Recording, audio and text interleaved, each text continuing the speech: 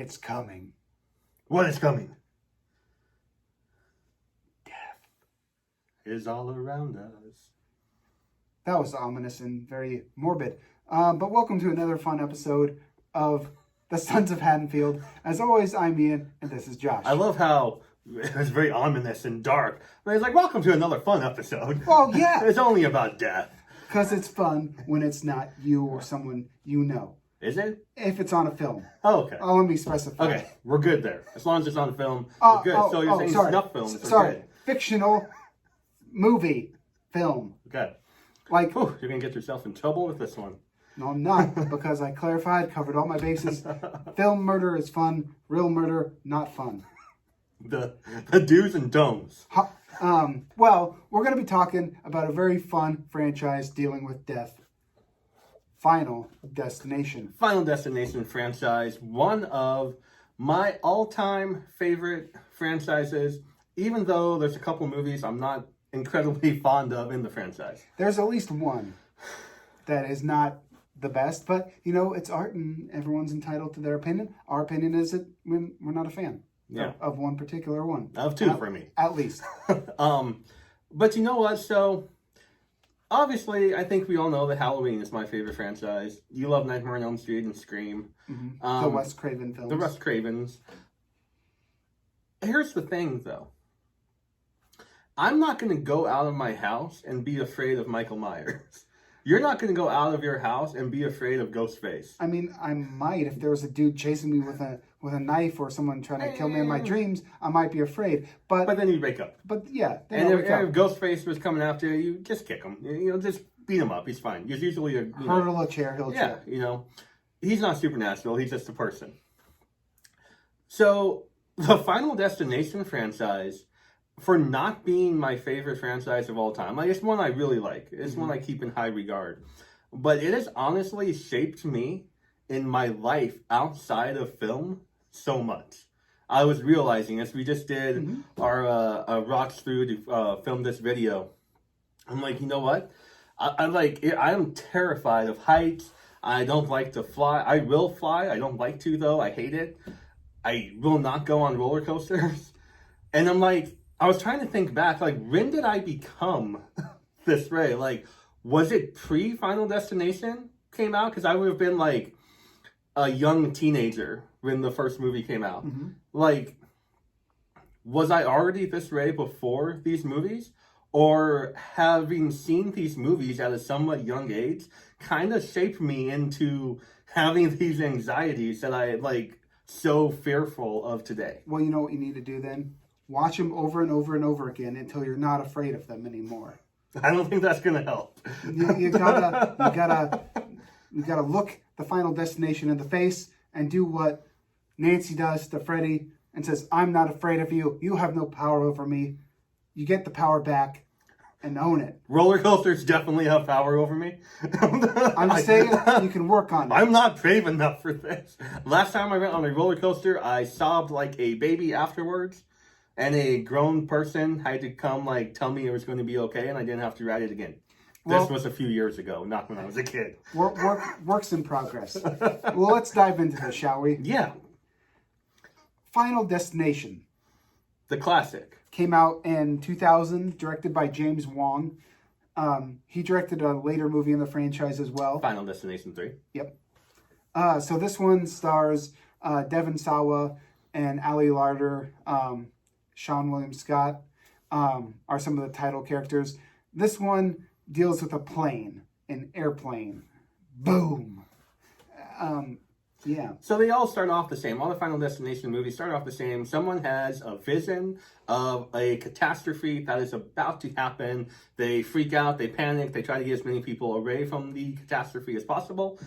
When they wake up and see that what they have envisioned is actually coming true. Final Destination 1 deals with the plane crash, and it kind of sets the rules, although in later movies they tend to add to them. It kind of sets the rules of what the franchise is going to be. I think the first thing we need to talk about with this movie is the cast. For a movie coming out in 2000, this cast was ideal for the time frame. Yeah, a lot of up-and-comers. A lot of household names that would soon become household names in the early 2000s, you know?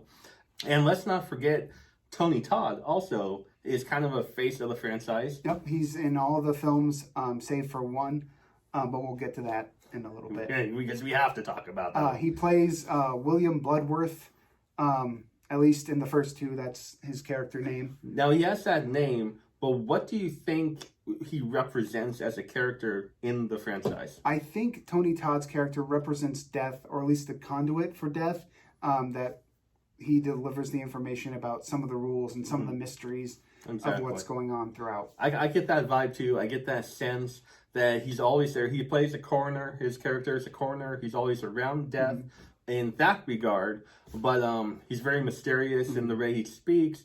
I feel like he's definitely the presence of death, kind of, is his character in the Final Destination movies. And I honestly can't see anybody else playing that role. No, his voice is very low, and it's very fitting for that character to be like, I'm ominous. Yeah. Like, you know, any character that Tony Todd plays, because of like the actor that he is and that voice that he has, you instantly can't picture anybody else playing that role, you know? Like, try to picture somebody else as Candyman. And I know we just got the new Candyman, and That's different. They did a great job, but it's a little bit different though, you know? So I love the original Final Destination. It's a 5 out of 5 for me, an instant classic. 5 stars. It's a movie that made me terrified of planes, apparently. It doesn't freak me out the same way for the planes, because I've been on so many planes, it doesn't really freak me out. So in the movies, and this goes for all of them, really, not just the original Final Destination, we kind of get, it's not a slasher franchise, but it almost plays, especially those earlier movies, almost play like a slasher movie, and having death as the main killer. So the survivors, when they, you know, realize, oh, we're safe, this tragedy happened, slowly death starts killing them, and in the order in which they would have died had they been in that catastrophe. Yeah, in the order that they would have died in the Vision. Unless someone intervenes and saves them. Yes. And it skips them. Or in a later installment, unless you kill somebody else and take their life to replace it. We'll get to that in a little bit, though. Let's go on to Final Destination 2 now. This one, not directed by James Wong. David Ellis was the director for this one. He directed another one later, too. This one came out in 2003. 3 years since the original movie. And it focuses on an interstate crash. Which is probably what, if you saw this movie at an early age, is probably what you're going to remember from it, is the logging truck. That, for me, every time I see a logging truck or something with a ton of, like, long, you know, objects like pillars and pipes and stuff like that, I'm like, nope, I've seen this movie, not going to drive behind it. And I get into another lane because I'm like, I've seen that movie before. I think, honestly, Final Destination 2, because of that, has kind of been made famous because it became the meme on the internet, on Facebook, on Instagram. Everybody's posted that meme. Everybody's seen it, non-horror fans alike. And I think that it kind of became a pop culture phenomenon because of that scene, more than anything else, really. And so this is the one that kind of put it on the map, even though it's not the best movie, in my opinion. Correct. We still have a somewhat decent cast. Ali Larter comes back to reprise her role as Claire Rivers from the original, as the lone survivor. And then she's teamed up with, like, AJ Cook is the lead. A fun fact about this, we have a Wishmaster video coming out at some point here. She stars with Sarah Carter in this movie, as well as in the Wishmaster movie she was in. It was fun that they got to work a little bit. AJ Cook was all over the place in this time frame. And then she kind of fell off the map, honestly. Like, her career was going up, up, up, up, and then just kind of stopped. So that's kind of a bummer. I mean, AJ Cook was awesome. Now, take away the logging truck scene, and this might surprise some people, I honestly don't like this movie. I mean, I like it well enough, but it's not my favorite in the franchise. But that logging scene is iconic. So, to me, David Ellis was not a good director at all. The other Final Destination movie is my least favorite of the franchise. We'll talk about that in a second. And his movies outside of the franchise have been big busts for me also. Like, I'm just not a fan of his directing style. Even in the logging truck crash scene, I think that it was so big and over the top with explosions and fire, and you could hardly tell what was happening sometimes. And the thing I love most about the original Final Destination, I believe that he took away in this movie. My favorite thing was the ability to make an everyday, ordinary thing seem really dark and ominous and kind of scary. And I'm talking about like a drip of water. Mm-hmm. I'm talking about a gust of wind. It's always the wind. It's always something like that that's really creepy and like sends chills down your spine in the original and even some of the later installments. I don't feel that at all in 2 or 4. Yeah, it's definitely more over the top deaths. But I like number 2. That's where we differ a little bit. Besides the logging scene, some of the other deaths to me I think are pretty cool. Like the guy who wins the lottery and then he's like, I've got to get out of my apartment because I'm now caught on fire. And then he like escapes out to the fire escape. And then he's like, I'm free. And then his apartment blows up. Yeah, I think he's going to be safe. And then he gets all the way down and then it falls and impales in the eye or something, right? Like that's pretty intense to me. And then the other scene is plays off of the logging scene where there's like a car wreck and then a pipe goes through the car just right behind her head, and you're like, okay, she's alive. But then when the rescuers come to like get her out of there, they hit off the airbag and that impales her. Like that scene to me is pretty like in your face. But I mean, yeah. As far as the directing goes, we talked about the cast, AJ Cook and Ali Larter.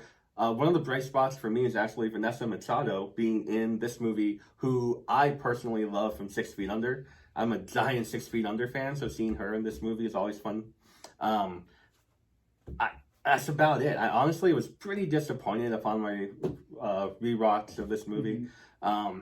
I'm just not a fan of David Ellis, I guess. So, I don't know. It's fine, though. Only new life can defeat death was like the rule. That's he changed it a little bit from you have to intervene to save somebody. Now it's new life can only save you. Like, I don't know. I feel like he took a lot of liberties.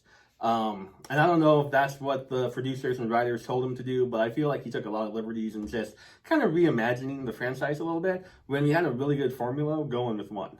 Yeah. Final Destination 3. So this one takes place on a carnival. We'll get more into this a little later. We'll do another video. We'll link it in here because it has some fun special features on the DVD where you can choose the fate, and that makes different. Yeah, so if you want to know our thoughts on Final Destination 3, other than just the ranking of it in the franchise, check out that video. And let's go on to Final Destination 4 right now. Okay, so this one, I think it's safe to say, is the last, going to be the bottom one for us. This one was also directed by David Ellis, but it is like not great. This is Sharknado level bad, is what this movie is, in my opinion. I'm talking the writing, I'm talking the directing, I'm talking the effects. It's all that level to me, and it's just a horrible, horrible entry into the franchise. Yeah, agreed. So for this one, the big things about it that I feel it dropped the ball. For one, Tony Todd's not in it. Not in it at all. 2, in between the visions, like it has a pretty cool like explosion thing in the beginning. It's all right. Like NASCAR, something bad could have happened there. Here's the thing, though. With that opening, okay? Because it's not a horrible opening. The effects on it are laughably bad. Yeah. But the idea of it isn't that bad. Right. But here's the thing, though. You take the first one, it's a plane crash. Anybody. Mm-hmm. Number 2 is on the highway with the logging truck. Literally anybody. Mm-hmm. 3 is a roller coaster. That could be anybody. Race carring is a very, race carring, I don't think this is racing is a very specific sporting event that I don't think is extremely popular, Like it's pretty not for popular. me, and I don't care. You know, people go out there and they watch it, whatever. They go to the races.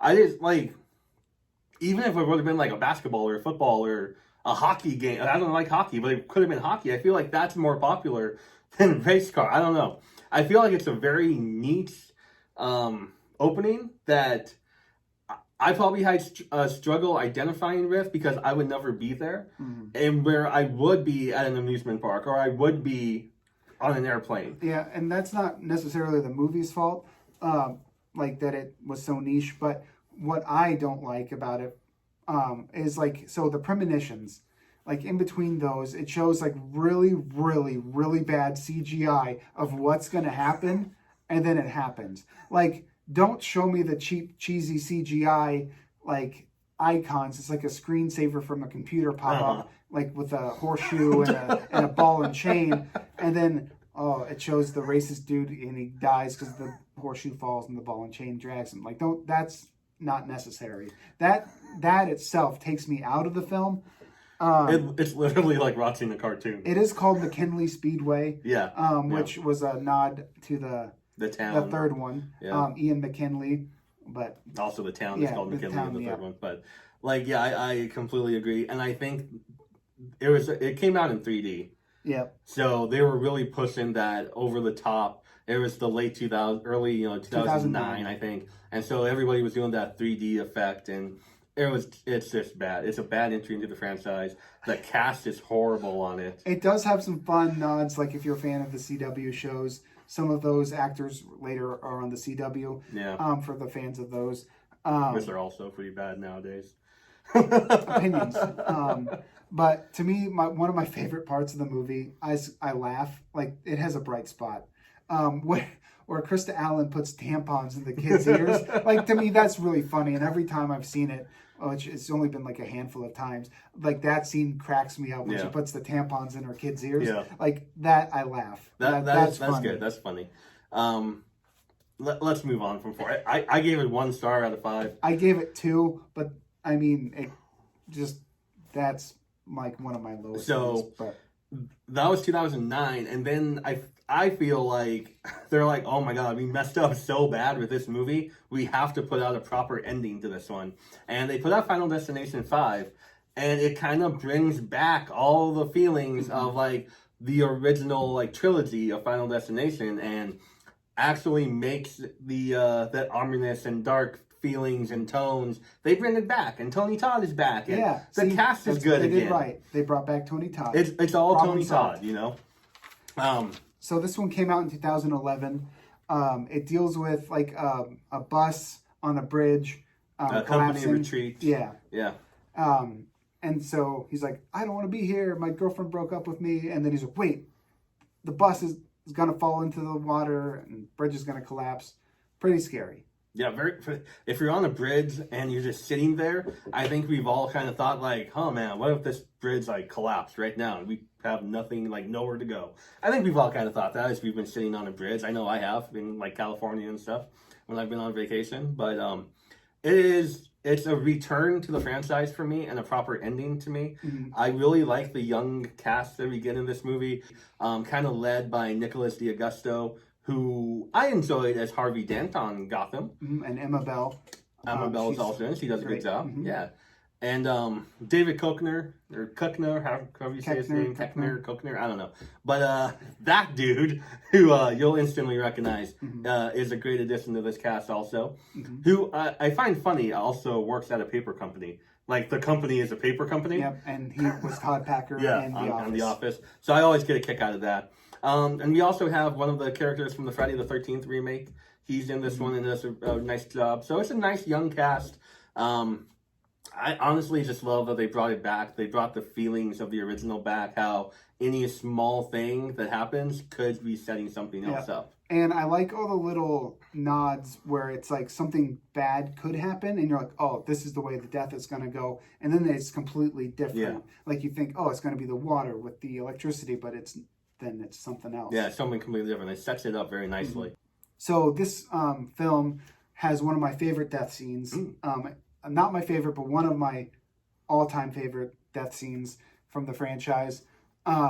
It's the gymnast scene Oh, yeah. So you think it's like gonna be due to the nail on the balance beam and or like the water and the electricity, but no, that's not it. It's the high beams, whatever they call that thing. The uneven bars. The uneven bars. Yeah, I'm not a professional gymnast. I don't know the term. Or an amateur gymnast. Or an amateur gymnast. Well, I mean, I have in PE classes, but that's okay. different That's story. a different video. The air conditioning vents shut off, and that causes her to fall, and it's very brutal, but it's like in your face, and it's like, whew. Yeah, I love that death scene too. My favorite part of the movie is that it ties it back to the original in a complete twist that you do not see coming at all. And you probably should if you know the franchise, because he's talking from the beginning about taking a plane to Paris, and but he's just saying, oh, he's going to Paris. That's cool. It's a common place to go. Yeah, But it turns out that the flight that he is going to be getting on with his girlfriend is flight 180 in the year 2000. 9:25 a.m. There you go, from the original movie. And so Final Destination 5 is honestly a prequel to the original Final Destination, and you don't know that going into it, and I love that aspect. It wasn't even marketed that way, which I love that too. Like, bravo. See, that's how you do a Final Destination movie. So that is all 5 films. There is a Final Destination 6 coming out very soon.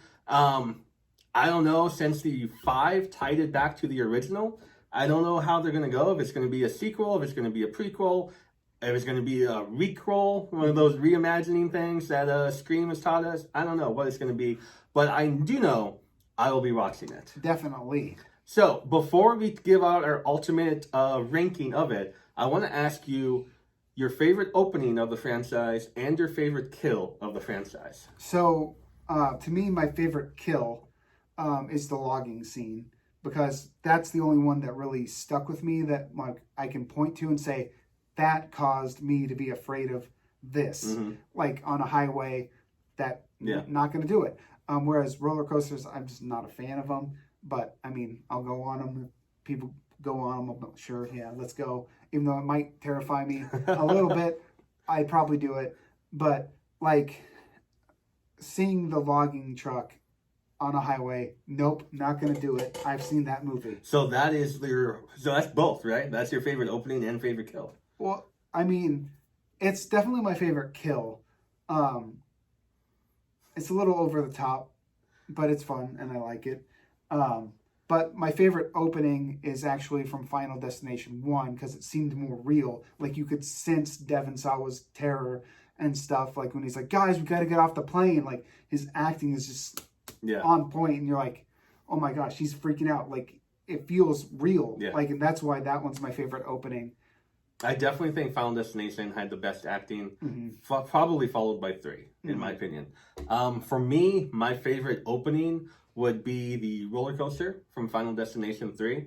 That movie is just like holds a place in my heart that will never be touched. I love that movie so much. My favorite kill of the franchise would be, I have kind of a tie. Is that okay? Yeah. I have a tie. So it would be the tanning bed scene from Final Destination 3. That's a good one. That kill is so fun and so like over the top. It's like they're singing Roller Coaster in the tanning bed. It's just like they're so fun as they're getting burned. Roller Coaster of Love. And it's just, I love that scene so much. And the second one, the tie, would be the one that you previously mentioned from Final Destination 5, the gymnast scene. The